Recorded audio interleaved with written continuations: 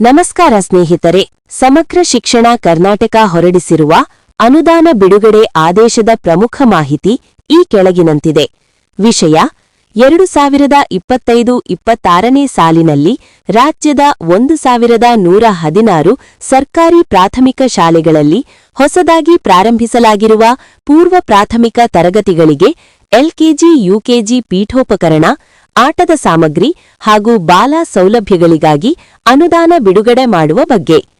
ಅನುದಾನದ ವಿವರಗಳು: ಪ್ರತಿ ಶಾಲೆಯ ಪೂರ್ವ ಪ್ರಾಥಮಿಕ ತರಗತಿಗೆ ಒಟ್ಟು ರೂಪಾಯಿ 1 ಲಕ್ಷ ಅಂದರೆ 1 ಲಕ್ಷ ರೂಪಾಯಿಗಳನ್ನು ನಿಗದಿಪಡಿಸಲಾಗಿದೆ.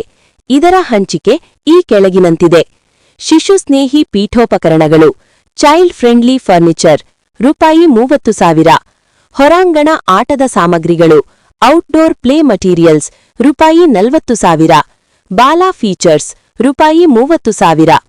ಪ್ರಮುಖ ಸೂಚನೆಗಳು: ಖರೀದಿ ನಿಯಮಗಳು: ಈ ಸಾಮಗ್ರಿಗಳನ್ನು ಪಿಜಿಎಸ್ಎಸ್ ಅಥವಾ ಕೆಟಿಪಿಪಿ ನಿಯಮಗಳ ಮತ್ತು ಎಸ್ಎಸ್ಕೆಯ ಮಾನದಂಡಗಳನ್ವಯ ಪಾರದರ್ಶಕವಾಗಿ ಖರೀದಿ ಮಾಡಬೇಕು.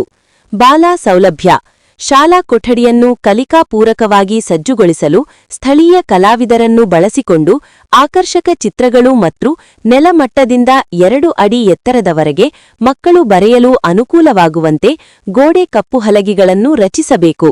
ಗಡುವು: ಶಾಲಾ ಮುಖ್ಯಸ್ಥರು ಮತ್ತು ಎಸ್ಟಿಎಂಸಿ ಸಮಿತಿಯವರು ಅನುದಾನ ಬಿಡುಗಡೆಯಾದ 1 ತಿಂಗಳೊಳಗೆ ಖರೀದಿ ಪ್ರಕ್ರಿಯೆಯನ್ನು ಪೂರ್ಣಗೊಳಿಸಬೇಕು.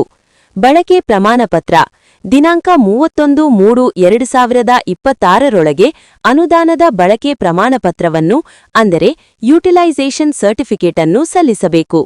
ಈ ಅನುದಾನವನ್ನು ಸಿಎಸ್ಎಸ್ ಅಥವಾ ಪಿಎಫ್ಎಂಎಸ್ ಪೋರ್ಟಲ್ ಮೂಲಕ ಬಿಡುಗಡೆ ಮಾಡಲಾಗುತ್ತಿದೆ. ಧನ್ಯವಾದಗಳು.